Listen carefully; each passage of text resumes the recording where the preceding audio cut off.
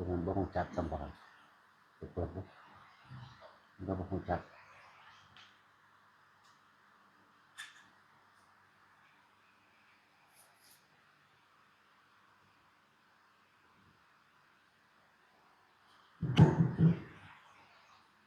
ปุ่มเดียวนึงหรอกแป๊กก่อนเปิดยากลายทุกถิ่นแมงเนาะตัดสินเฮา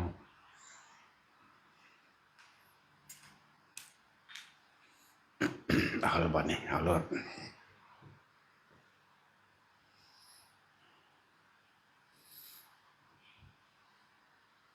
มีการหลวงพ่ออย่างนั้นวาลีเนาะ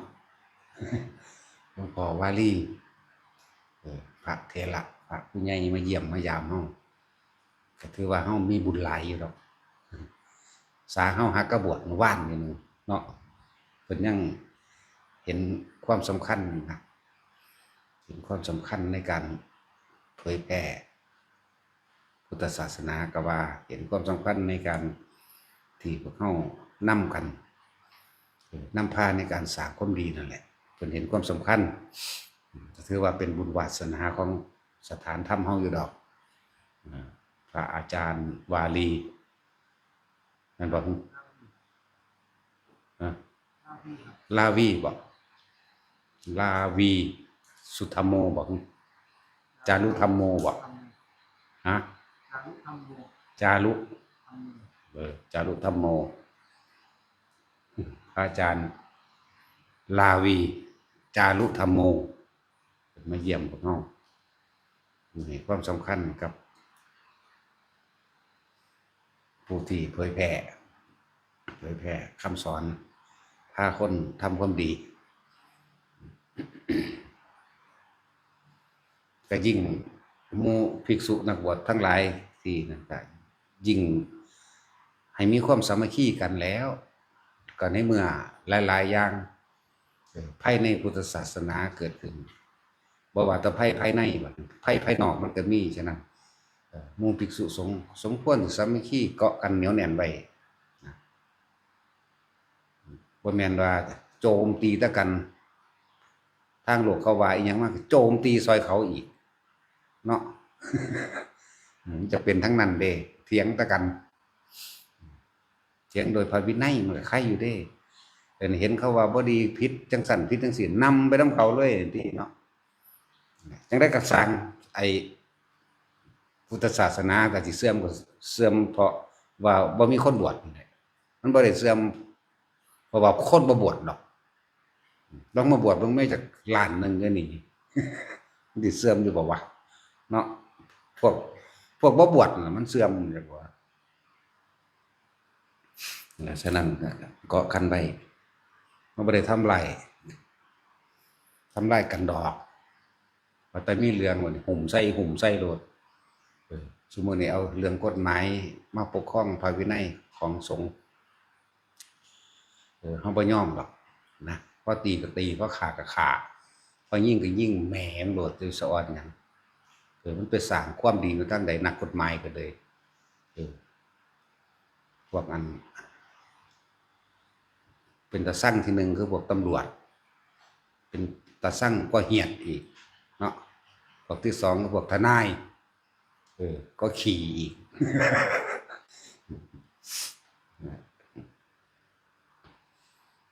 เขายังมีทรัพย์สมบัติเขายังมีลูกมีเมียเขายังมีความห่วงยังอยู่ถามด่าสักดอกแต่ว่าเขาบ่มีหยังเด้แลกกันโลดชีวิตกับชีวิตเนาะผู้เดียวนี่แหละว่าผู้อื่นจะสิซ้ำใดหรอกเนาะผู้เดียวนี่ละมันไม่ได้ย่านอีหลีเด้เขามาโลดบอกได้มึงจะตายตอนเฮาเฮ็ดเฮาสร้างมันอยู่ใสมันหูจักหยังนำเฮาตอนเฮาบวชมันหูจักเฮาศรัทธาไปเฮาจังบวชศรัทธาคำสอนพระพุทธเจ้าเด้เฮาพิสูจน์คำสอนพระพุทธเจ้าวัดใดก็สร้างก็เว้าดูแล้วเด้ถ้าพวกไปหาเรื่องนั้นร่วมตัวกันจะให้เขาไป อันนั้นอันนี้ได้นะวัดบ้านๆมันนั่นว่าถ้าเขาสิไปหาตรวจสอบแนวนั้นแนวนี้ตีละครั้งแม่งแม่งแม่งเอิญชาวบ้านชาวเมืองขึ้นเคาะประชุมลุ่มไปเลยตัวมันไม่ได้สร้างประโยชน์หยังเด้พวกนั้นนะมันหาเงินเด้ทำลายนะสมมติว่านี่พุทธศาสนาหรือพระธรรมคำสอนที่พระพุทธเจ้าก็เริ่มต้นจากนักบวชเพียงผู้เดียวคือพระพุทธเจ้าจังกระจายพระธรรมคำสอนตามความจริงออก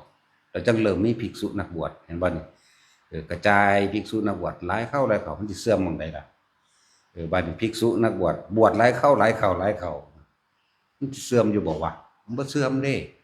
งั้นพวกนั้นสิเข้ามาจังสิเฮามีความสามัคคีมั้ยเฮานี่อยู่นี่100 200 ตีน200 ตีนมันเข้ามาเนี่ยลุ่มกระทึกเฮาสร้างโดยลำพังเฮาเองจะไปเงิดเกิดมาตายบ่แห้งก็ล่ะให้แนวทางอย่าไปให้ความร่วมมือพวกมันเด้พระวินัยเฮานี่แน่นหนาถาวรแน่นหนาคักแล้วมันสิเอาอีหยังมาเว้าเลยบอกมาละศูนย์ว่ะนั่นแหละการรักษาพุทธศาสนาก็ต้องเอาชีวิตเขาแลกกันเด้มันจังได๋สำใดส่วนหนึ่งโอ้ยกูว่าแล้วถึงมีทางอย่าไปเสือคนเด้นักบวชเหมือนกันนี่มีความสามัคคีกันอันคนอื่นๆเขายังมีครอบมีครัวอยู่เขาบ่ได้ห่วงปานนั้นเด้เขาบ่ได้ห่วงนิพพานเด้เขาบ่ได้ห่วงมรรคผลนิพพานเด้เขาห่วงลูกห่วงเมียห่วงผัวห่วงไห้ห่วงหน้าห่วงทรัพย์สมบัติยศถาบรรดาศักดิ์เขาพุ่นเด้เฮานี่ห่วงแนวทางสินำพาหมู่สัตว์พ้นทุกข์ห่วงแนวทางตัวนี้นั่นแหละคำว่าห่วงนี่อยากให้แต่ละคนได้เห็นหนทางในการพาตัวเองออกจากความเวียนว่ายตายเกิดออกจากสรรพทุกข์ทั้งหลายเราก็เลยต้องเอาชีวิตแลกเลยบ่ได้สวรรค์ตายโดยอุดมคติตายโดยปณิธานที่ตั้งเอาไว้แล้วว่าเฮาสิใส่ชีวิตของเฮานี่แลกกันโลดกับการสิพยายามสร้างสถานขึ้นมาเพื่อสิเป็นที่แสดงธรรมนั่นเองกุศลอันใดมันสูงสุดธรรมทานได้สูงสุดการเฮ็ดให้คนเลวหรือการเฮ็ดให้คนบ่ดีมากลายเป็นคนดีกลายเป็นคนที่สามารถสร้างประโยชน์เองได้เนี่ยคือกุศลสูงสุดสร้างโรงเรียนสร้างโรงพยาบาลแม้กระทั่งสร้างวัดยังไม่ใช่กุศลอันสูงสุดกุศลสูงสุดคือการทำให้คนคนหนึ่งได้เห็นทางได้รู้ทางและได้เดินตามทางปฏิบัติตนเองเพื่อความพ้นทุกข์จากการเวียนว่ายตายเกิดมีต่างหากได้กุศลอันสูงสุดเรียกว่าธรรมทานนั่นเองเราจำเป็นต้องแลกกับมันมันมาเฮ็ดใส่เฮาเฮ็ดใส่วัดเฮาจังซี่เหมือนกันมาทำร้ายครอบครัวเฮาให้กลับไปฟาดครอบครัวมันได้คือกันตัวรู้จักบ่ล่ะมันสั่นตัวลูกมึงอยู่ไสเมียมึงอยู่ไสนั่นว่าซั่นนำแมงโดดแล้วแต่ว่าแนวทางมันบ่ได้ฮู้จักอีหลีเด้ซึ่งลึงอยู่อยากอธิบายเขาฟังเนาะบ่อธิบายดอกตีนนั่นดูปืนนั่นเนาะไม่ฆ่าด้วยความปล่อยวางกูก็เฮ็ดได้อยู่เด้นั่นจังซี่กูเฮ็ดได้อีหลีเด้ล่ะเฮ็ดบ่ได้กูอยู่จังซี่บ่ทรงชาญก็ได้ตัวกสิณก็เฮ็ดเป็นทรงชาญลูกไปใหญ่เบิดนี่แหละแล้วแต่หิแมงสิเฮ็ดจังได๋มันเลี้ยงเอาเองมันเลี้ยงเจ้าของได้แล้วล่ะเนาะมันนั่งเรียนสูงกว่าเฮาตัวแม่นว่าซั่นเฮายังเฮ็ดให้เฮ็ดหน้าได้ส่งมันเรียนมั้ยแม่นบ่ล่ะเว้าตัวละสร้างหิแมงบ่หยังจังซั่นตัวมันได้ลำบากของเฮาตัวเนาะตัดสินเดี๋ยวแต่หิแมงตายจังได๋กันตายคือกันอยู่มั้ยแต่ว่าตายด้วย ได้ทำให้ผู้อื่นได้เห็นทางแห่งพระนิพพานนี่สมควรตาย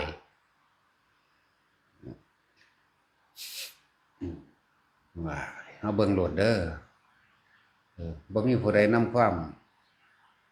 ยุติธรรมให้เฮาได้พวกเฮาต้องสร้างความยุติธรรมโดยพวกตัวเฮาเองในความยุติธรรมนี่เฮาก็บ่ได้ไปเบียดเบียนทำลายไผถ้ามีคนมาเบียดเบียนทำลายเฮาก็ต้องปกป้องตนเองเด้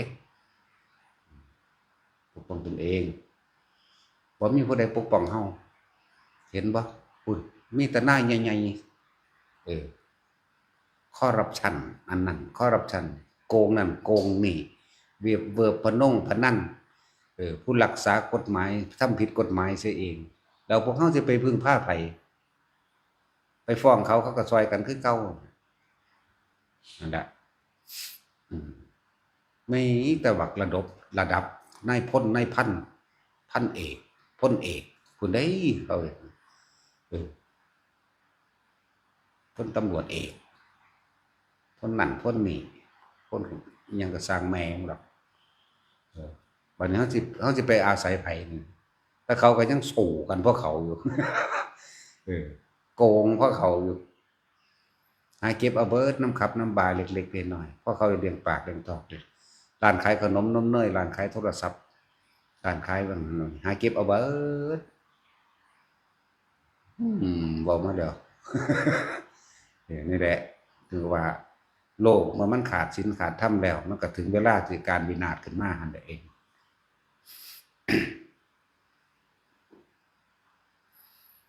คนเฮามันก็ต่างกัน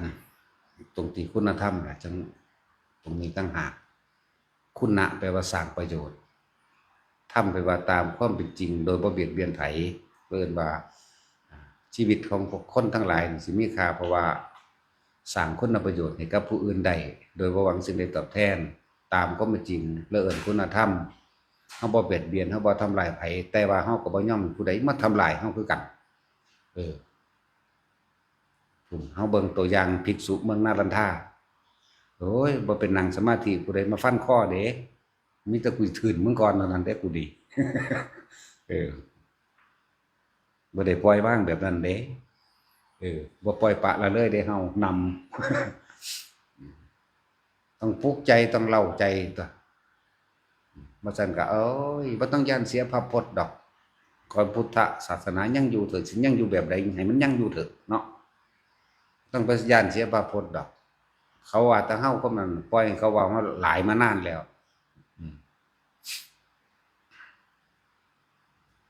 ยังว่าคนพาลมันสิมีเหตุผลอีหยังบ่ได้สร้างประโยชน์อีหยังเด้ทนายพวกนักขี้โกงทั้งเบิดพวกนี้สมควร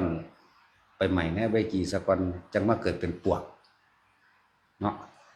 เป็นไส้เดือนมานั่นแหละ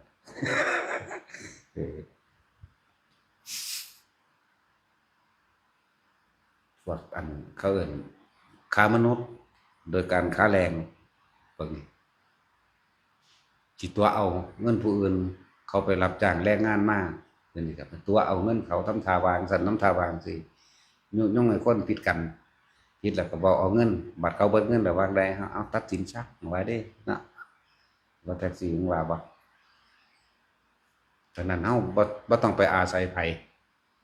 สร้างความยุติธรรมในตัวเองเฮ็ดจังไดก็ตายเสมอกันตายโดยอุดมคติเถิดตายโดยตั้งปณิธานไว้ว่าเราจะเป็นผู้รักษาของทางแห่งพุทธศาสนานี่เอาไว้หมู่อนุชนรุ่นหลังมันเกิดเป็นเฮามาหลายคนอยู่ดอกนาเป็นตัวอย่างมาหลายดอกเนาะมันบ่เฮ็ดหยังมันก็ตายก็สิเหลือไว้แต่เพียงรูปถ่ายติดไว้ในฝาผนังอยู่เนาะถ้ามันเป็นฮีโร่แน่มันก็เป็นตำนานให้ได้อยู่เนาะเห็นว่าซั่นเหลือไว้แต่ตำนานเว้าไปในทางที่ดีน่าเอาอย่างเป็นคนเสียสละมันใครอยู่ได้เนาะนะครับหน่วยมันต้องปลุกเราด้วยจังใดเนาะว่าก็คือแต่ใบหน้าทางกับใบจักแนวทางออกไป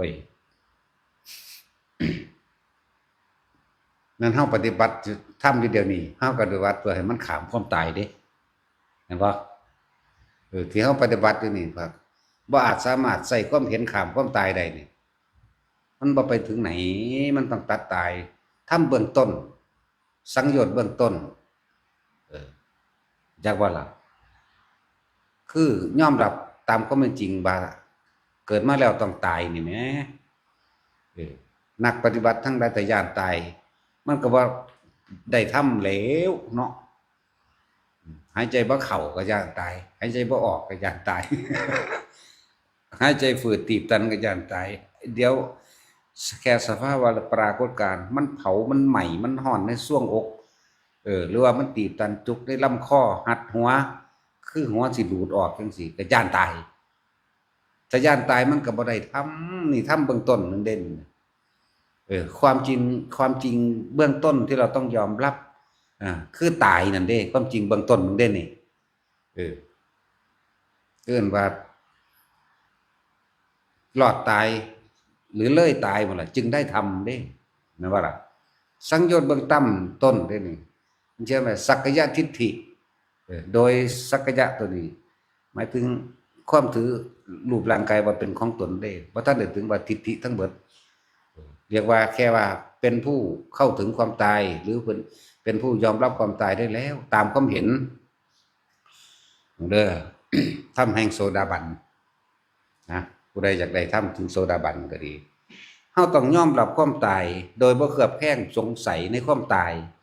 ระลึกนึกถึงความตายแล้วเกิดความสุขเย็นในใจเจ้าของเข้าใจบ่นี่บ่มีความหวั่นไหวสะทกสะท้านนี่ระลึกแค่ถึงว่าตัวเองต้องตายนี่นึงเด้ตามโสดาบันตัวนี้เพราะท่านแม่นสักกายทิฏฐิแบบ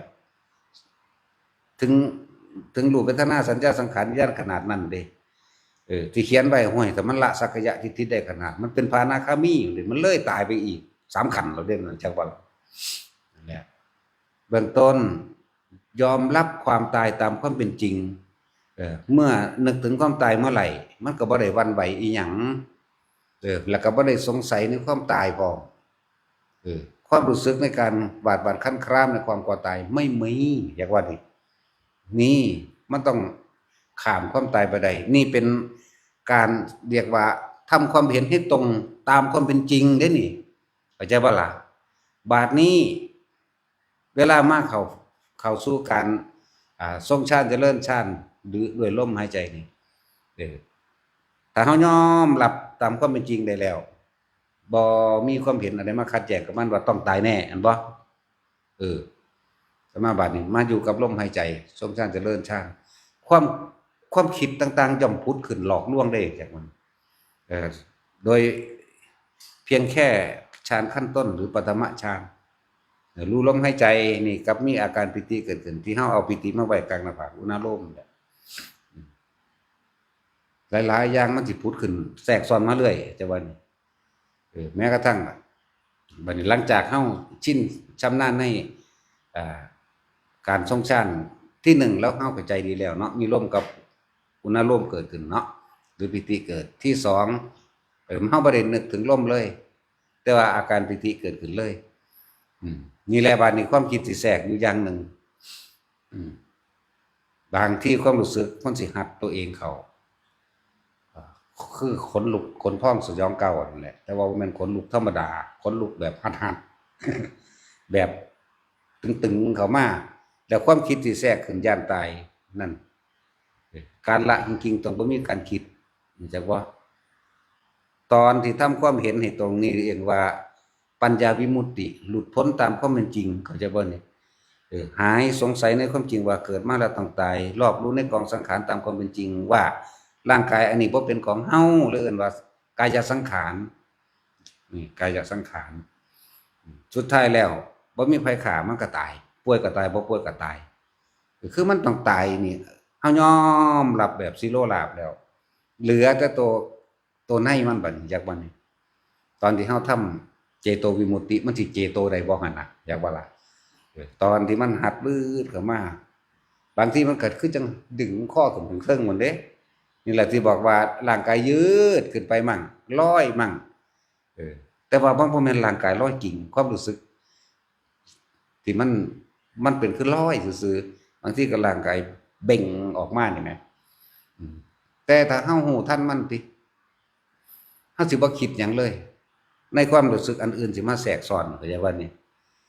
ขนลุกขนพองสุดยังก้าวกระลุกซื่อโยก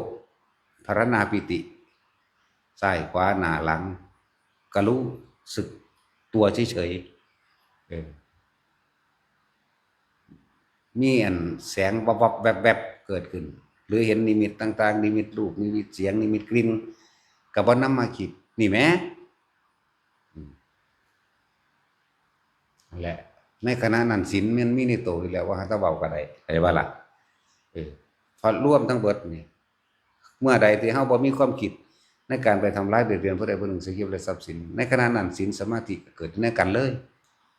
บริสุทธิ์พร้อมบ่ได้ตั้งใจว่าสิงดเว้นเด้คือมันบ่คิดไหมแต่ว่าล่ะนั่นแหละ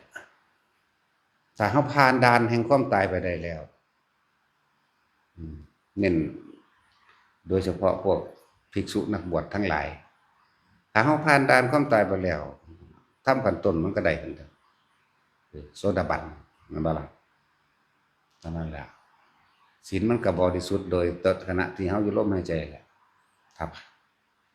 1ความตายนี่เฮาบ่เคลือบแคลงเฮาบ่สงสัย2เวลาเกิดเหตุการณ์สภาวะปรากฏการณ์อิหยังเกิดขึ้นก็ช่างเวลาที่เฮานั่งภาวนาอยู่นี่หรือเดินจงกรมอยู่นี่เกิดหยังขึ้นเฮาบ่ได้สนใจมันเพราะเฮายอมรับความตายแล้วจะบัดนี้เฮายอมรับความตายสิโลลาภกับมันแล้วแต่ว่าพวกที่ยังมีความอึดอัดหรือคิดย่านตายอยู่นั่นมันบ่ทันยอมรับจักบ่ล่ะจิตในจิตตัวนี้บ่ทันยอมรับเด้นะไอ้ตัวพิจารณาตัวยอมรับว่าตายแน่แต่บัดมันสิเป็นคือจังสิตายจริงๆมันสิกังวลเนาะมันสิย่านตายบางคนที่เขาจะเว้าให้ฟังเอานี่ฆราวาสผู้หญิงผู้ชายที่เขาจะเว้าเขาเจ้าเนาะเขาเจ้าก็คิดแบบนี้แหละคิดแบบว่าคิดไปทั้งใดก็สร้างรอบคอบดีแล้วเฮ็ดจังได๋ก็ตายป่วยก็ตายบ่ป่วยก็ตายและความตายนี่บ่ได้ว่าเกิดก่อนเกิดหลังบ่ได้เลือกบ่ได้สนใจกับว่าจะแก่ชราซะก่อนค่อยตายหรือจะเป็นเด็กหนุ่มหรือสาวเขาเจ้าสิคิดจนยอมรับมันได้แล้วว่าตายแน่ๆบัดนี้เขาเจ้าภาวนาบางคนนั่งไปสังเกตเดี๋ยวก็โยกเดี๋ยวก็สั่นเขาเจ้าก็บ่คิดเด้บัดนี้มันหัดเข้ามาหัวบัดนี้มันเป็นตันๆเข้ามาระหว่างหัวนี่แหละเป็นเขาเจ้าก็สังเกตซื่อๆเด้เปี้ยงกันเลยบัดนี้ระเบิดเข้าใจบ่ล่ะในตอนนั้นคือจังเขาเจ้าเย็นไปเบิดเด้บ่แม่นย้านเด้บัดนี้เพราะว่าเขาเจ้าบ่สนใจมันระเบิดมันแตกเปี้ยงเอาเลยคือจังเคยเว้าให้ฟังนะคือจังเอาหงอนมาจกสำหรับเฮามันเป็นแบบนั้นคือเอาหงอนมาจกตีใส่แป้นตั้ง2เทื่อนั่นแหละจังซั่นแหละมันสิลงไปเบิดเด้เพราะว่ามันเป็นจังซั่นแหละปุ๊บมันสิลงไปเบิดเพราะว่ามันข้ามตายไปแล้วจ้ะคือมันยอมรับทั้งโดยภายนอกมันยอมรับโดยภายในไปพร้อมแหมจิตมันสิบ่คิดบ่นึกขึ้นมาต่อต้านน่ะนะมันมีแต่รู้สึกซื่อๆในกายนี่น่ะพอมันยอมรับตะขั้นต้นแรกแล้วก็โดยการพิจารณานั่นเองเอิ้นว่าพิจารณาก็แม่นเอิ้นว่าวิปัสสนาภาวนายอมรับกับมันแล้วมันแต่ตอนนี้เฮาปฏิบัติอยู่นี่แหมตอนที่เฮาสิทรงฌานเริ่มฌานอยู่กับลมหายใจเฮานี่เองแหมมันตั้ง2 บาทของเฮานั่นแหละมันเป็นอยู่เรื่อยๆดอกแนวมันเฮามันเป็นหลายแบบอยู่ฟ้าผ่าก็มีเพี้ยลงมาเลยคือฟ้าผ่าอีหลีแต่ผ่าลงมาเฮาแบบนี้ก็เป็นแต่เฮาบ่ได้หวั่นไหวเลยแต่ฟ้าอีหลียังแล่นไปใส่อยู่พากูเถินกูอยากตายอยู่มันบ่เจ็บเนาะแต่คนยังย้านอยู่ได้หลายยังย้านอยู่นี่เวลาฝนตกฟ้าห้องฟ้าผ่าเปี้ยงป้างมานี่สั่นยกๆแกะๆเข้าเด้แม่นบ่จังซี่มึงยังย้านอยู่แม่นบ่ปานนั้นสิไปนิพพานนิพพานย้านตายมันสิไปได้จังได๋แล้วเขาบ่ได้สนใจหม้องหันเด้ฝนตกกูบ่ได้ย้านเด้กูย่างให้หม้องฟ้าผ่าแล้วเด้กูอยากตายมาพากูได้เถินอยู่ มันบ่มีในนี่เด้จักว่ามันบ่มีในความรู้สึกไหมบางคนสินี่แหละที่ว่ามันเปี้ยงเข้าหัวเลยบางเพิ่นเว้าให้ฟังเทื่อเพิ่นนั่นเปี้ยงเทื่อเดียวก็บ่เป็นอีกว่าซั่นระเบิดไหมเปี้ยงเลยว่าซั่นมันก็เว้าเสียงมันบ่ถูกดอกมันเป็นของภายในเนาะว่าเปรี้ยหรือเปรี้ยงหรือเปรี้ยแต่ว่าดังมากว่าเด้หลังจากนั้นเพิ่นย่างเด้เพิ่นย่างเอาเด้นั่นเพิ่นก็อยู่กับอุณโลมเพิ่นนั่นแหละอยู่กับอุณโลมย่างไปสังเกตแต่ความรู้สึกอยู่เดียวนี่แหละบัดนี้ค่อยหัดเข้าหัดเข้าหัดเข้าเพิ่นก็บ่ได้สนใจอาจารย์บอกว่าอย่าไปสนใจอย่าไปคิดนึกอย่าไปปรุงแต่งอย่าไปแทรกแซงอย่าไปทรงจิตอย่าไปหาเหตุผลอย่าไปสรุปใดๆเด็ดขาดรู้รัดก็คือรัดนี่เพิ่นเว้าเด้มันก็บ่สนใจคุกมุกไปไปยะขึ้นเลยโล่งไปเบิดเบิ่งนั่นคือเขาบ่คิดมันจึงเป็นเลยว่าล่ะไปยังเข้ามาโล่งเบิดเลยว่างจากสิ่งที่เห็นเลยรถวิ่งอยู่ก็ไม่ได้หนวกหูเขาบีบแตรก็รู้อยู่รถเสียงวิ่งเป้งๆปังๆก็รู้อยู่เด้แต่ว่าไม่ได้หนวกหูมันว่างทั้งที่มีอยู่ฉันเข้าใจแล้วเพิ่นว่าโอ้มันเป็นอย่างนี้ก็มันก็เป็นจังซี่ตัวบ่ได้เป็นแล้วก็เข้าใจก็เห็นตัวเนาะมีผู้หญิงอันนี้2 3คนแล้วที่เป็น3คนผู้ชายก็มี2เอามาเว้าให้ฟังเป็นแบบนั้นแหละที่ว่าบัดนี้นี่เราเขาเจ้าเว้าในระดับว่าความตายเนี่ยเขาเจ้าข้ามได้แล้วแล้วก็การรู้สึกตัวของเขาเจ้าก็มีอยากว่าตลอดเวลาซะโดยซ้ำไปมันเว้นไว้แต่นอนหลับจริงๆนี่แม่นเรื่องศีลของเขาเจ้านี่คือเห็นหยังก็สร้างแม่แต่ละตนมีแต่อยากซอยคนมีแต่อยากซอยหมู่สัตว์เห็นหมาตกทุกข์ได้ยากเห็นแมวเห็นแม้กระทั่งสารคดีสัตว์ที่เสือไล่กินกวางกินหมูมีแต่ความเมตตาสงสารนี่นั่นแหละศีลก็เลยบ่มีความคิดในการอยากไปทำลายผู้ใดเลยเด้นั่นแหละโสดาบันก็ดีจักบ่ล่ะศีลมันก็เป็นเครื่องรองรับอันเก็บเงินตกได้นำถนนหนทางเก็บขึ้นมาแล้วเราจะบาปไหมวะว่าน่ะขนาดนั้นเด้ขนาดเก็บเงินได้นำทางเด้นี่บ่ได้มีของไผเด้นี่มันบ่มีดอกความคิดสิไปหลักขนาดเก็บได้นำทางบ่ได้หลายบาทดอกทีละบาท2 บาท5 บาท10 บาทนี่แหละนี่แล้วมันยังเอาไปทำประโยชน์ดีกว่าว่าคงไม่บาปนั่นเห็นบ่งี้หลวงพ่อว่าบ่บาปดอกจังหายสงสัยว่าล่ะเฮาบ่ได้เป็นลักไปปล้นไปจี้และองค์แห่งการผิดศีลน่ะมันมีอยู่5อย่างส่วนประกอบในการที่จะทำให้ผิดศีลนั่นน่ะฉะนั้นมันจังมั่นใจนี่แหละแต่เขาสิบรรลุหยังก็เว้าให้ฟังซื่อเด้เฮาบ่ได้มีญาณทิพย์หยังเด้ว่าเขาเว้ามาแนวนี้ก็เว้าให้ฟังเข้าใจบ่ล่ะมันก็ตรงกับในพระสูตรธรรมแห่งพระโสดาบันเป็นผู้บ่มีความหวาดหวั่นคลานต่อความตายยอมรับความตายแล้วก็เป็นผู้มีลมหายใจเป็นปกติโดยรู้สึกตัวบางครั้งก็รู้สึกตัวอยู่แค่ในโพรงจมูกมวนๆบางครั้งก็ขึ้นกลางหน้าผากบางครั้งก็ขึ้นกลางหัวบางครั้งก็ลงสมองเหมือนกับเปิดไฟนะเพิ่นว่าเด้แม่นเบิดเพิ่นบอกมาบางทีก็โล่งๆตรงกลางอกอย่างว่านี่อันนั้นสั่นแล้วความคิดที่สิไปทำลายไผบ่มีหรอกนั่นแหละมันก็ตรงกับข้อความว่าเป็นโสดาบันนะตรงกับหลักสูตรมันโอ้ยแต่เฮาบ่ผ่านความตายไปได้มันสิไปได้ทำตรงเบื้องต้นมันก็บ่ได้แล้วสิไปเอาฮอดอรหันต์มันได้เนาะอรหันต์มันหังคักกว่านี้อีกนี่ทำเบื้องต้น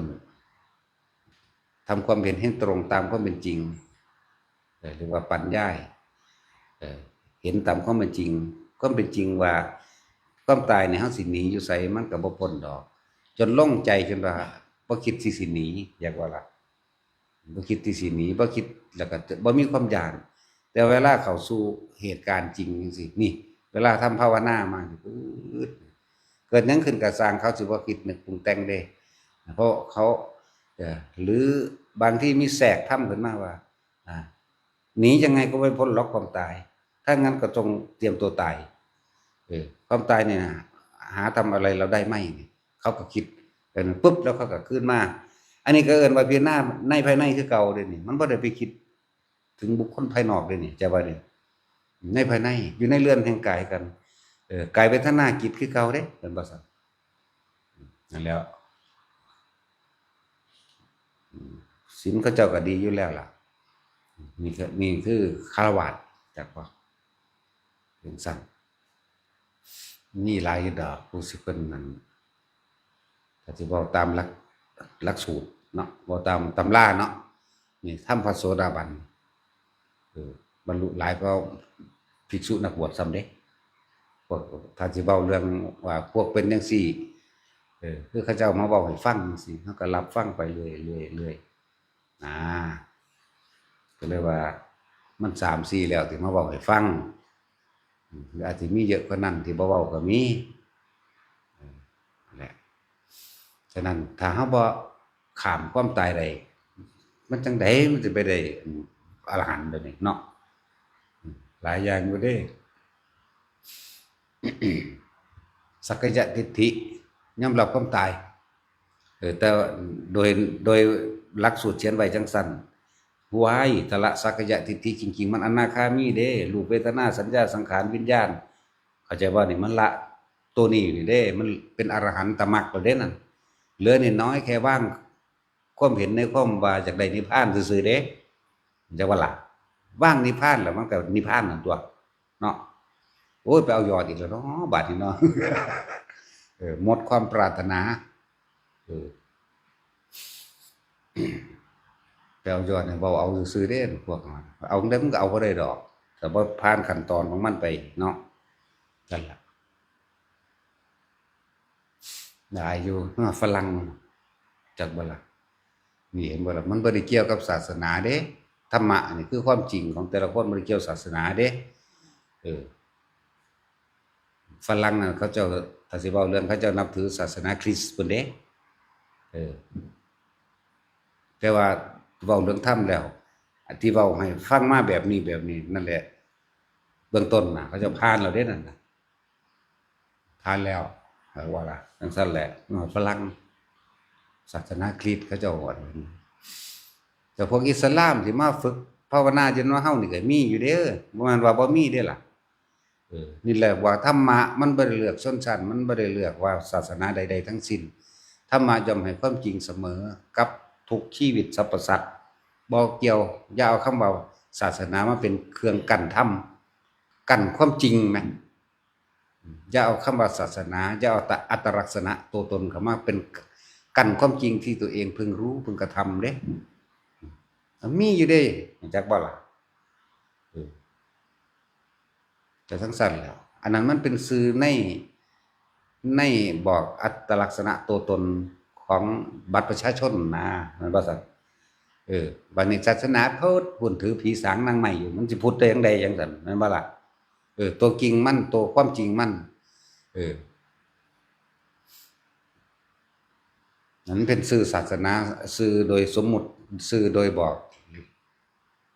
รูปบอกนามบอกประเทศบอกว่าเจ้าเชื้อชาติใดศาสนาใดซื่อๆเด้บัดนี้ผู้นี้นั่งอันนี้นั่งกอนั่งขอนั่งงอนี่ชนชาติไทยเนี่ยเชื้อชาติไทยศาสนาพุทธพูนไปหาบวงสรวงพญานาคอยู่พุ่นมันบ่แม่นศาสนาพุทธเด้นั่นจักว่าล่ะมันบ่แม่นความจริงเด้นั่นน่ะศาสนาจริงๆน่ะหรือพุทธะจริงๆรู้แจ้งในใจเจ้าของเด้พุทธะจริงๆนั่นบ่แม่นหนทางแห่งพุทธะมันไม่ใช่หนทางของผู้รู้ผู้ตื่นผู้เบิกบานเด้นั่นที่ไปพากันไปบวงสรวงเทวดาเพื่อให้เขาดลบันดาลพากันไปบวงสรวงนาคพากันไปล่ำผีฝ่าผีแทนผีแม่นผีเมืองผีโคตรพ่อโคตรแม่มันยังสร้างดอกเนาะมันสั่นแล้วมันบ่แม่นจังเม็ดเด่นนะไปเสือ เลิกงามยามดีดูดวงวันคงวันเกิดเลขนั้นเลขนี้โอ้ยไร้สาระมันน่ะมันบ่ได้แม่นศาสนาพุทธเด้อบ่แม่นหนทางของผู้รู้เข้าใจบ่นี่เออจังซั่นไปเลิ่นไสยศาสตร์ไสยะแปลว่านอนอยากว่าพวกนั้นมันเป็นความรู้ของคนหลับอยากว่าล่ะความรู้ของคนที่หลับอยู่ไสยศาสตร์นั่นน่ะอันน่ะเกิดวันนั้นวันนี้สิเป็นแบบนั้นแบบนี้เฮาบ่เชื่อจักเม็ดเนาะจังซั่นแหล้วเกิดวันนั้นวันจันทร์อังคารพฤหัสศุกร์เสาร์อาทิตย์น่าสิมีอีกจักวันหนึ่งแน่เนาะเอาชินอาทิตย์จันทร์อังคารพุธพฤหัสศุกร์เสาร์แม่นบ่ล่ะวันพลูโตจังซี่แต่มันมีมันก็ชินเองเลยเนาะวันพลูโต จังซี่แหล้วบ่มีนะยังบ่ได้เชื่อจักเม็ดเด้อันแนวจังซั่นเลิกงามยามดีก็บ่ได้สนใจว่ามันสิเฮ็ดให้ผู้ใดผู้หนึ่งร่ำรวยหรือชะตาขาดหรือบ่ขาดมันบ่ซั่นเจ็บไข้ได้ป่วยบ่หรือชะตาขาดมันไม่ได้สนใจมันบ่แม่นเด้มันขึ้นอยู่กับการกระทำของเฮาเองเด้เฮามาตั้งเอาในปัจจุบันของเฮานี่แหละนั่นแหละตั้งเอาขันธ์5หมายถึงเฮาได้ร่างกายมาแล้วมันเป็นภาชนะรองรับกรรมเก่าของเฮาแต่ว่าถ้าเฮาสร้างกรรมใหม่อันเป็นกุศลมันเลยเกิดกลายเป็นบุญกุศลนี่สิเป็นเครื่องปกป้องเฮาเองเด้สมควรสิได้รับบ่ได้รับเด้เข้าใจบ่นี่มาตั้งเอาศาสตร์นี่แหละสมมุติว่าผู้นี้สิป่วยเป็นโรคในอายุ40ปีเป็นมะเร็งเป็นมะเร็งเป็นเบาหวานหรือสิลดส้นตายในอายุ40ปีจังซี่แต่ว่านี่เฮาสวดมนต์ภาวนาเข้าวัดฟังธรรมมาเรื่อยๆให้ทานมั่งอุทิศบุญมั่งนั่นนี่มั่งมาเรื่อยถึงเวลานั้นมันก็บ่เป็นเด้จักว่ามันอโหสิกรรมเป็นนี่เว้าศัพท์อีกอย่างนึงว่าทำบุญหนีบาปมันคนละ50นี่มันคนละ50บาปก็50บุญก็50บุญก็เป็นคนนั่นดิซั่นการได้เกิดเป็นคนนั่นนี่แม่นบ่ซั่นแต่ว่าในร่างของคนนี่จะต้องรองรับกรรมเก่าที่ตัวของเคยสร้างไว้แม่นบ่ซั่นเอานี่สมมุติ40ปีหรือ30ปีสิเป็นโรคนี้สิป่วยเป็นจังซี่สิลดส้นก็สิเป็นคนพิการ40ปีสิตายจังซี่แหมตามการให้ผลของกรรมต่างๆมันบ่ล่ะกรรมมันให้ผลวันนี้ก็ได้พรุ่งนี้ก็ได้หรือชาตินี้ก็ได้หรือชาติต่อๆไปและต่อๆไปก็ได้บ่ล่ะใช่แล้วแต่ว่าบัดนี้เฮานี่ทำปัจจุบันในชาตินี้มักสวดมนต์มักฟังธรรมให้ทานซอยการงานอิหยังสิเป็นสาธารณกุศลต่างๆบ่ได้หวังผลประโยชน์หยังเฮ็ดไปเรื่อยอุทิศบุญอุทิศผลทานบุญกุศลกรรมดีไปเรื่อยเนี่ยโดยคะแนนของมันบุญกุศลนี่หนีแล้วก็จะว่านี่จาก50เหมือนกันเป็น60เป็น70เป็น80เป็น100เป็นพันหมื่นแสนล้านไปเลยอกุศลตัวนี้ตามบ่ทันมันบ่หายไปไหนเด้อสิบอกให้บุญก็บ่หายบาปก็บ่หายบาปก็บ่หายจังซั่นแต่ว่าเฮาสร้างบุญมากกว่านี่สูงขึ้นตัวนี้ก็ให้ผลบ่ได้เพราะว่ามันหุ่มไปแล้วเข้าใจบ่ล่ะมันบ่ทันแหมท่านแหละบัดนี้30ปีก็บ่ถูกรถชนก็บ่ป่วยก็บ่ไข้ไปเลย40ปีก็บ่เป็นแบบนี้ก็บ่ตายแบบนี้มันก็ยาวไปเลยนั่นแหละเพิ่นเว้าสั้นๆว่าบุญเป็นที่พึ่งของหมู่สรรพสัตว์เนาะ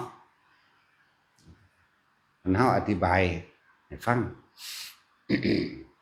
อันนี้เพิ่งภาวนาไปพร้อมบัดนี้โอ้ยคักๆแหละ2สั่น3สั่นให้บุญเขาอีกนั่นบ่ล่ะบุญท่านบุญอันเกิดจากการให้ท่านการแบ่งปันตลอดทั้งความช่วยเหลือบุคคลผู้อื่นอันเกิดจากการโอ้ยหลายบ่ดอกอันเกิดจากการชักชวนบุคคลผู้อื่นทำบุญอันเกิดจากการโมทนาส่วนบุญของผู้อื่นมั่งเนาะบุญอันเกิดจากการสวดมนต์ภาวนาด้วยตนเองมั่งนั่นแหละหลายบ่ดอกแนวสิเฮ็ดนั่นน่ะบุญกิริยาวัตถุ10บุญดอกมันว่าซั่นเดี๋ยวมันก็หลายขึ้นบัดนี้เลยไปตายเองโดย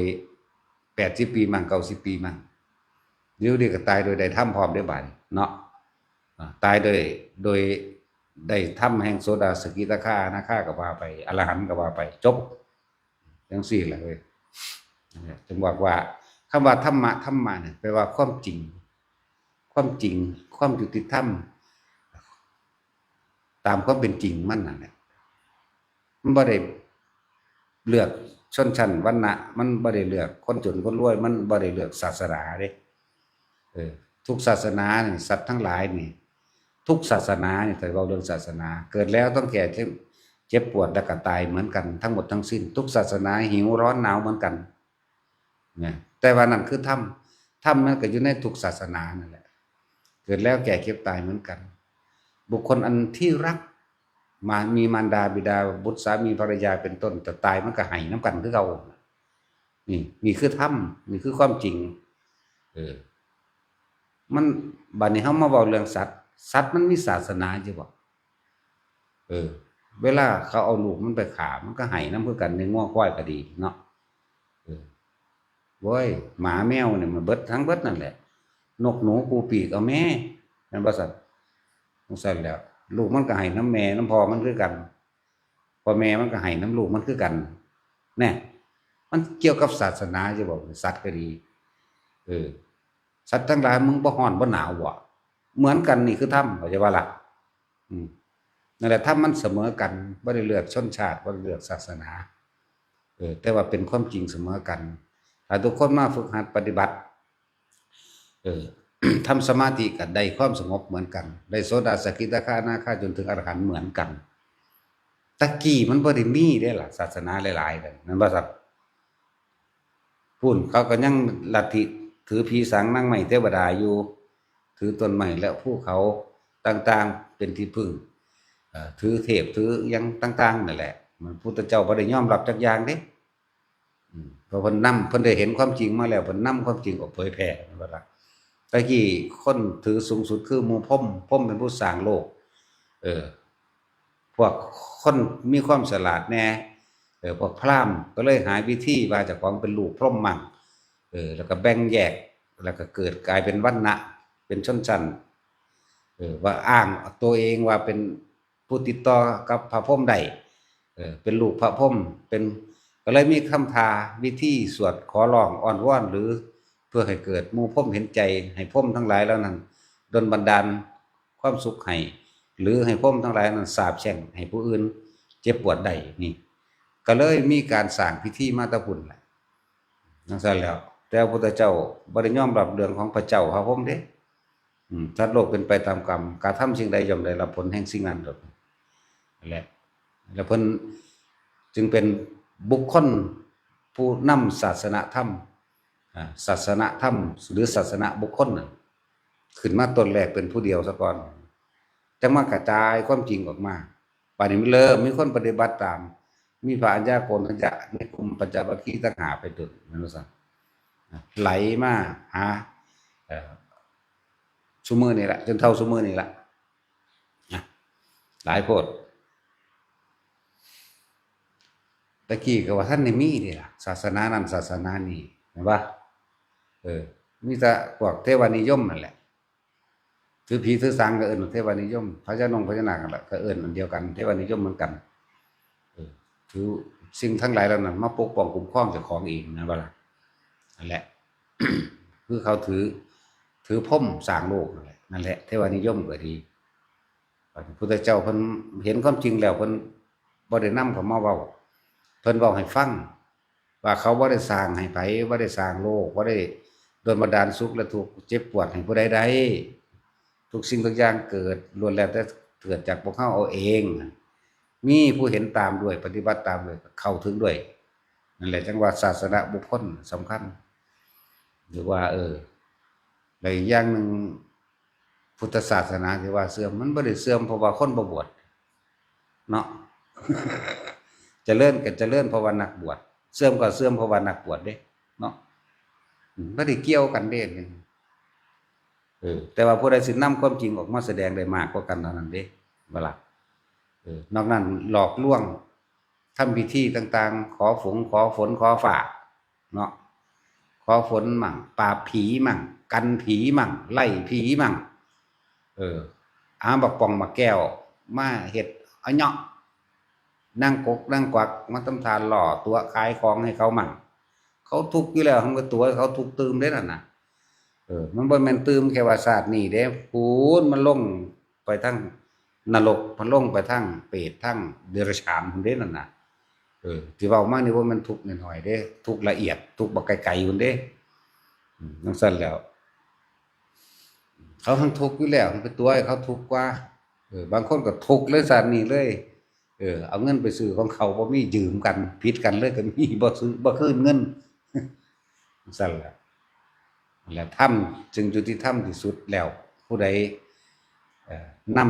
ำสมาธินี่ไปปฏิบัติ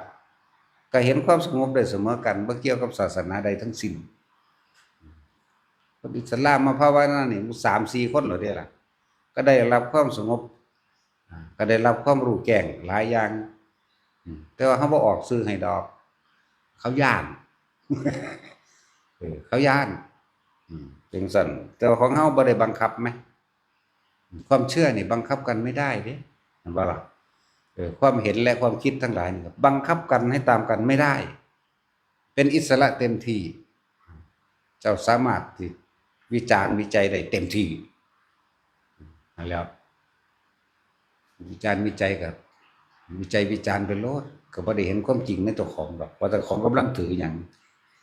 ถือผิดถือถูกมันบ่นั่นแหละถ้าเฮาคิดทำโสดาบันถ้าเฮาคิดคือหน้าอย่างละเอียดที่ถ้วนดีแล้วเฮาหนีความตายบ่พ้นยอมรับมันทีนี้เฮามาทำสมาธิความเห็นต่างๆความคิดต่างๆสิผุดขึ้นละความเห็นตัวเดียวนึงเด้มันก็ผ่านเองก็จะว่านี่ละความเห็นอันเกิดจากอาการสั่นโยกซ้ายขวาหน้าหลังแค่รู้สึกตัวแต่ไม่มีความคิดว่านั่นคืออะไรนั่นเป็นยังไงผลร้ายหรือดีอาจจะบ่นี่ละความเห็นเลยจะว่านี่คือบ่มีความคิดเข้าไปแทรกแซงในอาการแห่งความรู้สึกทางกายที่โยกที่ขนลุกขนพองสยองก้าวที่ปลื้มน้ำตาไหลที่มีแนวเสียดเบียดเดียดดาดตามร่างกายเนื้อกระตุกมั่ง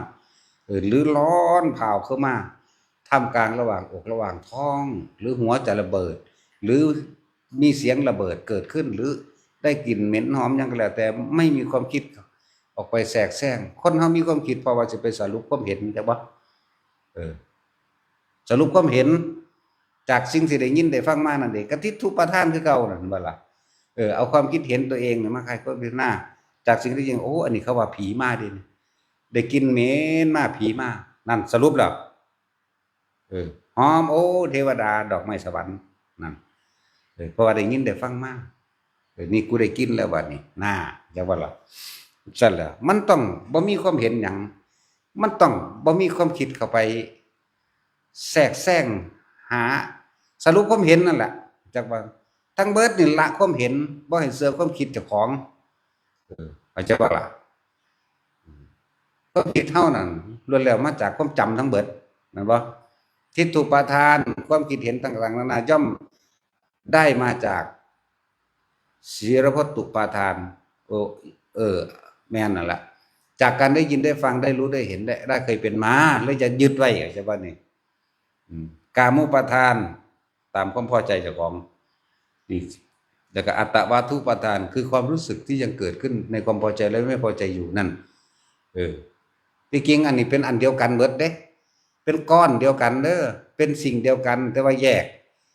ให้ความละเอียดซื่อๆคนเฮาเวลาเถียงกันเถียงเพราะว่าเอาความคิดเห็นเจ้าของเป็นใหญ่แม่นบ่แล้วก็ยกอ้างเหตุผลต่างๆมาเพื่อคัดง้างซึ่งกันและกันเพื่อให้เขายอมรับความเห็นตัวเองตามที่ตัวเองตัดสินแล้วพอใจเด้แต่ตัดสินแล้วนะแต่ความรู้สึกที่เกิดขึ้นพอใจไม่พอใจอันนั้นแหละแต่ว่ามันเป็นก้อนเดียวกันเด้อคือเฮาคือเคยบอกว่าเฮาเห็นคนคนนั้นปุ๊บมักปั๊บเลยนี่ครับมันเร็วขนาดนั้นแม่นบ่ซั่นถ้าพอใจขึ้นโอ้ยคืองามแต่ว่าแต่บ่พอใจโอ้ยขี้ไล่แท้นี่ความรู้สึกเกิดคือเก่าแม่นบ่นี่ความรู้สึกพอใจแล้วบ่พอใจมันเร็วแต่ที่จริงมันคิดแล้วเด้นั่นแต่ว่ามันเร็วเรียกว่ามันเป็นก้อนเดียวกันก้อนความรู้สึกเดียวกันเป็นความรู้สึกวึบขึ้นมาโลดแหมแต่เป็นตาสร้างกวนตีนแต่ว่านั่นวึบขึ้นมาโลดเด้ นะที่จริงมันวูบเข้ามาเดียวกันนะก่อนเดียวกันบ่ได้แยกเลยแต่นี่เว้าแยกด้วยความละเอียดอ่อยฟังซื่อ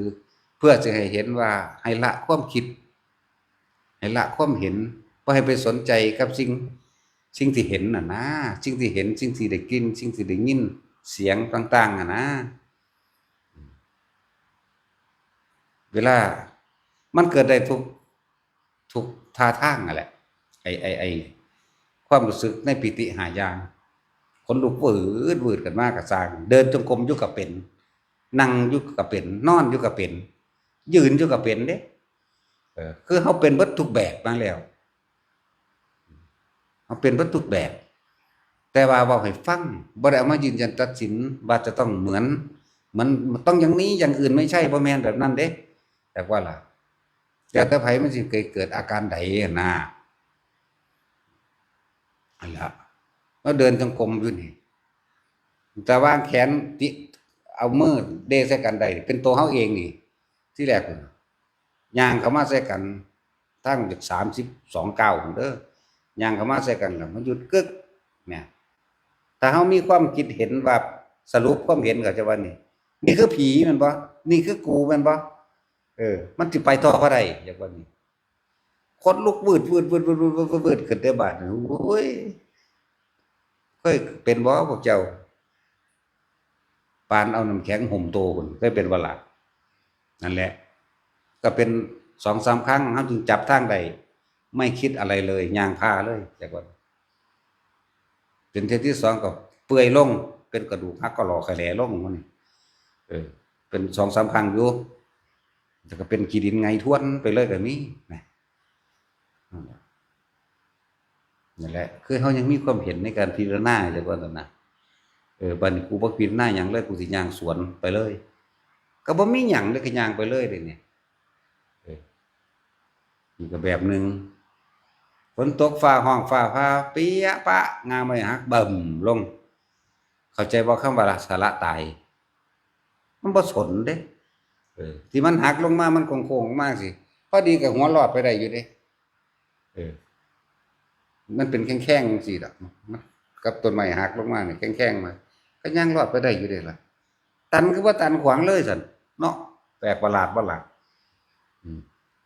ล่มฝนล่มตึงตั้งมาเบ้อว่ามางาไม่หักบ่แม่นงาเด้หักเครื่องต้นพุ่นเด้ปียะฝ่าพาก่อนเบิ่มลงมา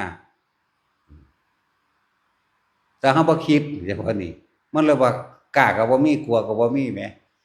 เออแต่ว่าตอนนั้นก็แปลกประหลาดแต่ว่านี่เว้าทีหลังเด้เทียนมันคือบ่ดับฝนตกลมเบิ่มอยู่แหม นี่แปลกประหลาดอันนี้มาคิดย้อนหลังคือเอาความอัศจรรย์ว่าเทียนบ่ดับมาเว้าให้ฟังตลอดแต่ว่าตอนนั้นมันบ่มีความคิดย่างไปคือเก่าจั่งซั้นแหละก็เฮาตั้งเอาไว้ตอนว่า3ชั่วโมงหรือเทียนเล่มนี้ดับแต่เนี่ยเฮาตั้งเวลาสับใส่เทียนแล้วมัน3ชั่วโมงไปตั้งเบิ่งเด้อไผก็ดีเทียนนั่นน่ะเทียนเล่มใหญ่ๆแน่นั่นล่ะเขาเอิ้นเทียนละบาทบ่รู้สิเลยบาทอยู่ละมั้งมันก็ใหญ่เติบอยู่เด้เออประมาณนั้นเนี่ยถ้าเทียนบ่ดับคือเฮาบ่เลิกพูนสิตะเวนแดงจึงครึ่งพุ่นเทียนดับซะยามใดไม่รู้เรื่องบัดนี้จังมางงจังนี่มันเริ่มมีความคิดมันอ้าวฝนตกฟ้าห้องมันเป็นแมงนำใดคือไงดินไงทวนๆอยู่ต้นไม้ต้นนั้นก็คือหักขวางใส่กูนี่ก็คือบ่มีพุ่นสิตะเวนแดงขึ้นจึงครึ่งอยู่บาดนี้ก็เลยแต่ว่าบ่คิดต่อเด้เอาแล้วไปมันเป็นแมงสั่นแหละจบเลยไปต่ออยากว่าล่ะไปตามปัจจุบันเลยเดี๋ยวฝึกไปเรื่อยๆบ่เกิดขึ้นกับตัวเองมันก็ส่ำนั้นแหละฟังนิทานไปซื่อๆแนวนี้ก็เป็นเหมือนกันกับอยู่ในถ้ำก็ซ้ำนี่แหละซ้ำศาลาเฮานี่แหละก็บ่แม่นว่านั่งอยู่สุดหลังถ้ำแบบนึงระวังมันเห็นหงส์อยู่ดอกทางนั้นงูย้วยลงมาบักใหญ่ส่ำเสานี่แต่มันคิดก็เป็นตาขี้เดียดพุ่นแหล้วแต่มันคิดก็กูสิกินมึงเท่านั้นเด้ คนมาบ่ได้ย้านหยังอยู่แต่เก่าคือสิกินเด้หังสิแซ่บเด้กินได้หลายมื้ออีกเนาะใหญ่บ่ได้คิดว่าสิย้านเด้แต่ว่ามันบ่คิด5นาทีรึบขึ้นไปบัดนี้มาทางหน้าถ้ำน้อยลงส่ำแขนบัดน้อยลงกว่าเก่าอีกส่ำโปรตีนนี่ล่ะไปเป็นงูคอยไต่ขึ้นน้ำแข้งน้ำขาดุดปุ่นดุดพี่เกี่ยวมาพี่คือสิหม่นเข้าหูคือสิหยังมีเบิดนั่นแหละคือแล้วแต่มันสิเฮ็ดไปเด้แต่ว่าตาเฮาก็แนมอยู่เด้แต่ว่าความคิดบ่เกิดก็แนมอยู่ฮะติงก็ติงอยู่เด้จักว่าล่ะบ่แม่นเป็นนั่งหลับตาจังซี่เด้อเว้ยยังว่านั่งแบบคือจังทะเนิงใส่ก้อนหินนี่แหมสิว่านั่งก็บ่แม่นนั่งสิว่ายืนก็บ่แม่นยืนแหมห่วยคิดจินตนาการออกบ่ได้นี่ไผก็ได้ทะเนิงนั่งมันก็มามันก็ไต่ไปตัวที่เนี่ยแล้วมันก็ไปได้ล่ะ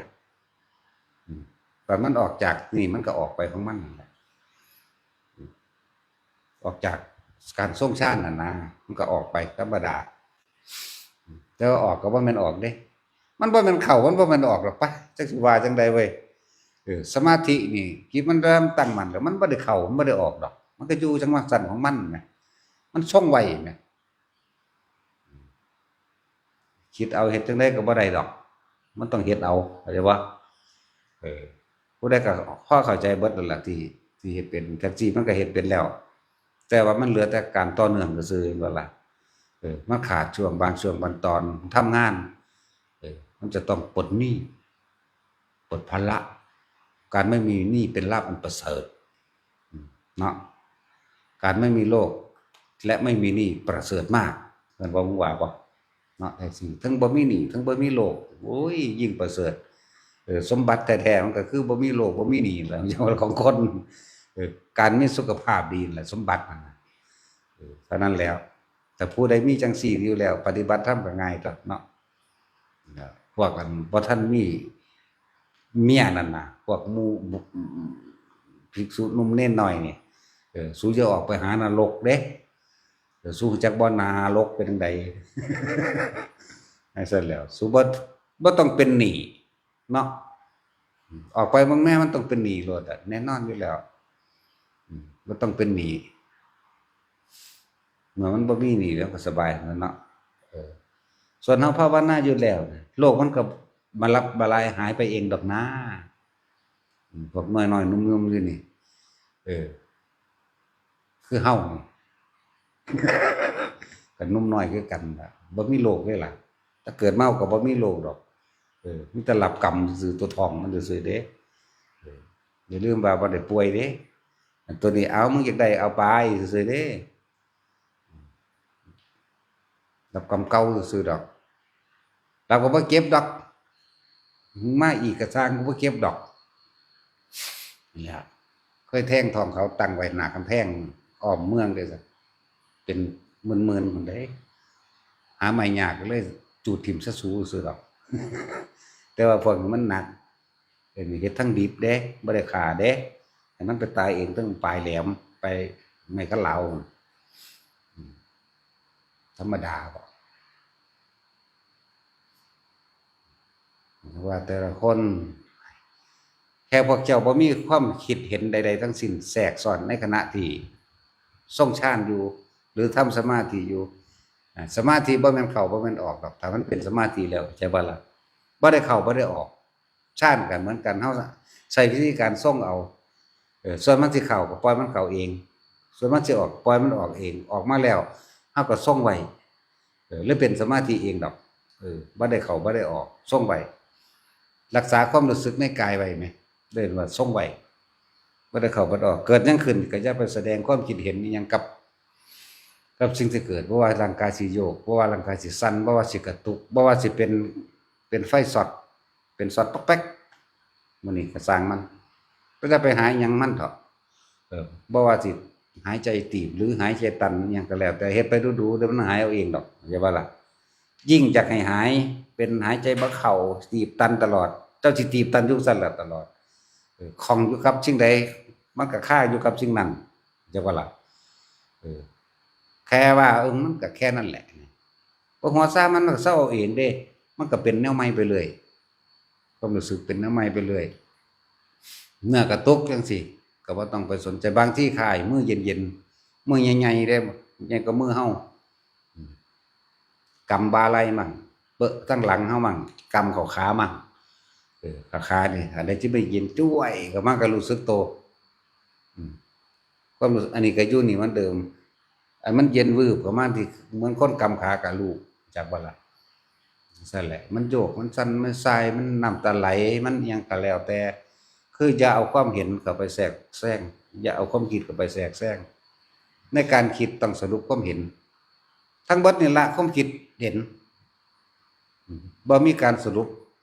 จักบ่ล่ะสรุปว่าผิดสรุปว่าถูกปัจจุบันนี้ต้องบ่มีผิดต้องบ่มีถูกนะนี่คลุ้มมันไว้โลดบ่หันตะไลขันมันดอกแต่ว่าที่เว้าขันให้ฟังเมื่อกี้พูดถึงว่านักภาวนาแต่ยังกลัวตายอยู่มันบ่ได้ทำแต่ทำขั้นต้นมันก็บ่ได้เห็นบ่ล่ะเฮ็ดจังไดมันสิไปถึงที่สุดได้มันบ่ครับคิดให้มันละเอียดที่ถ้วนโลดความตายมันต้องข้ามบ่เพิ่นเว้ารอดตายจึงได้ทำบ่เพิ่นละว่ากูก็เว้าคือกันเข้าใจไหมล่ะ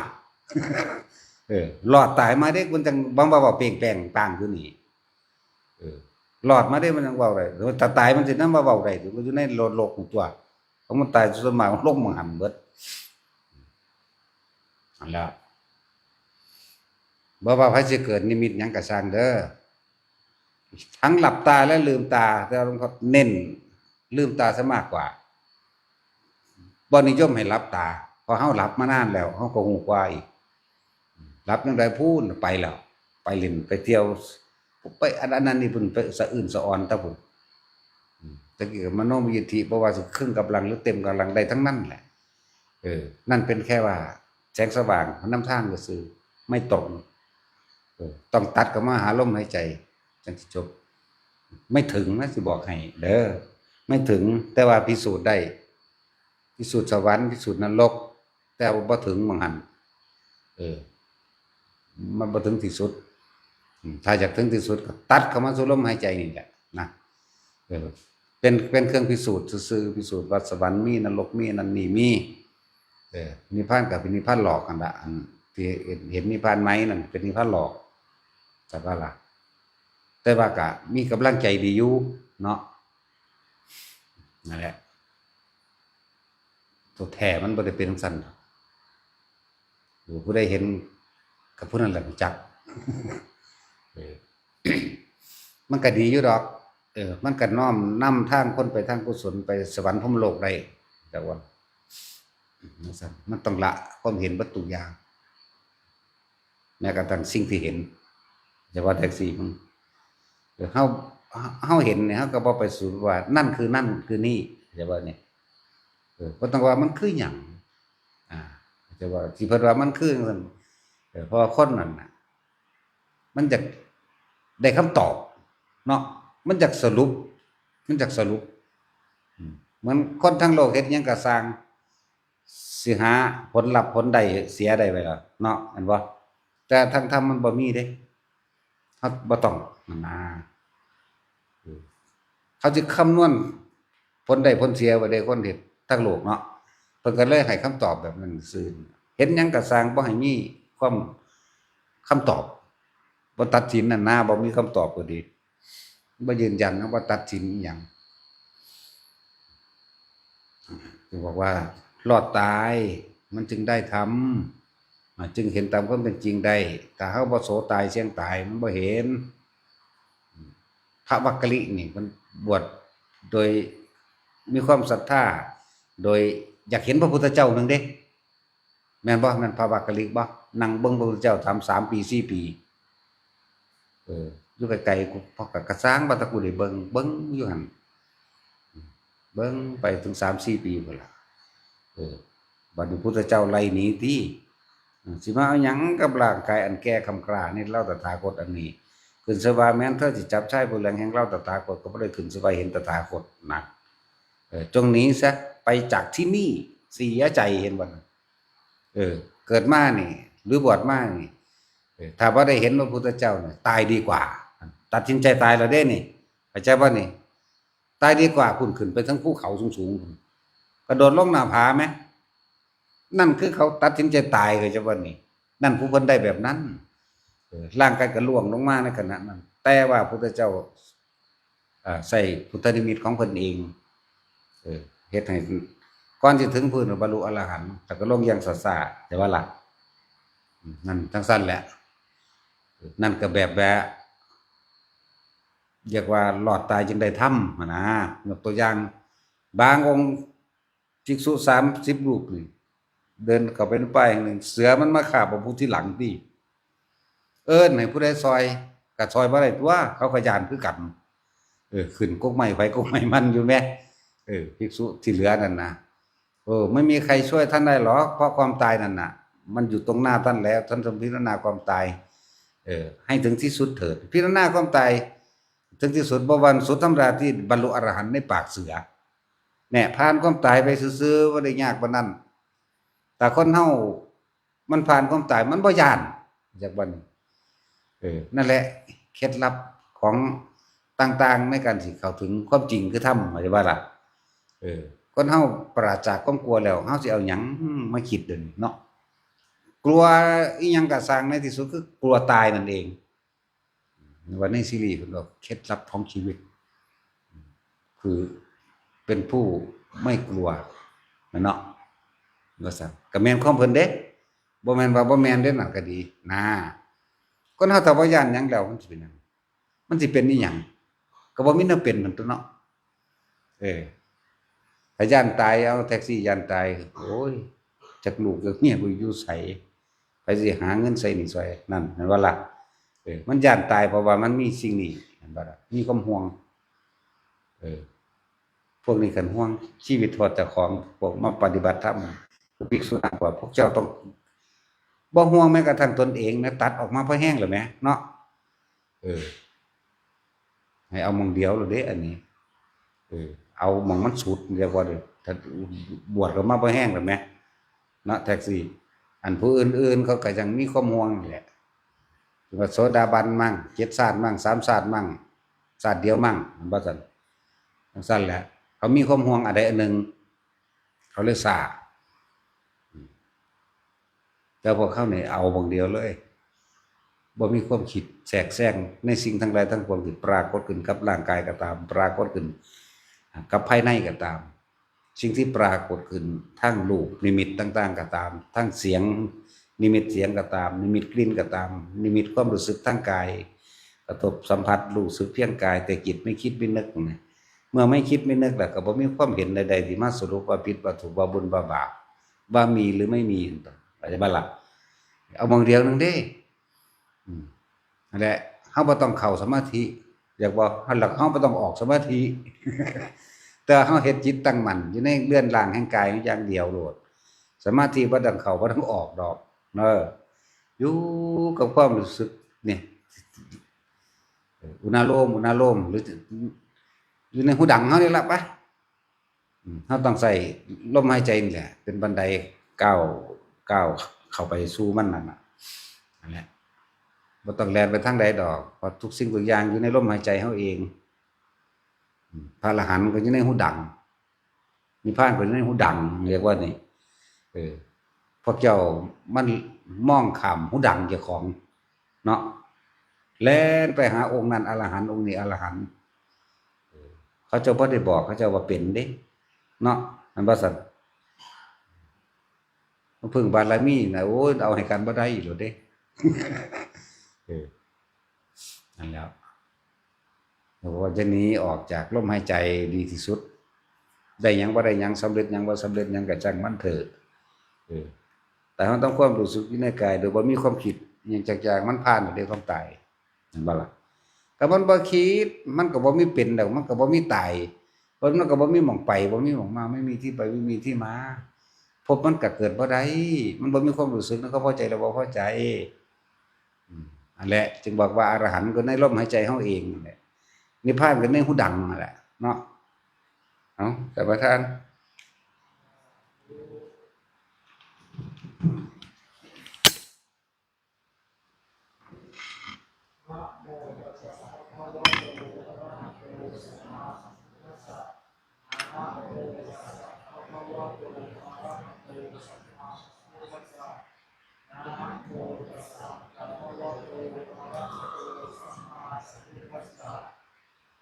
มหังคัตวาตะภาวังคุณหากังปริจัจฉานิข้าแต่พระผู้มีพระเจ้าผู้เจริญข้าพระพุทธเจ้าทั้งหลายมอบใจถวายชีวิตแด่องค์สมเด็จพระสัมมาสัมพุทธเจ้าเจ้าทั้งหลายและเป็นฝ่ายก็ดีพระพุทธเจ้าทุกๆพระองค์พระพุทธเจ้าทุกพระองค์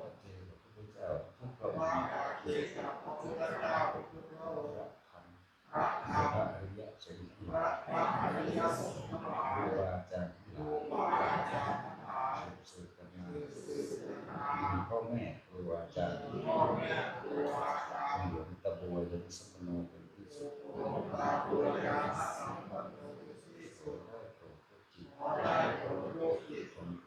ผู้สุภาพพระธรรมฐานศีลพระปิติ5พระวิปัสสนาญาณแล้วก็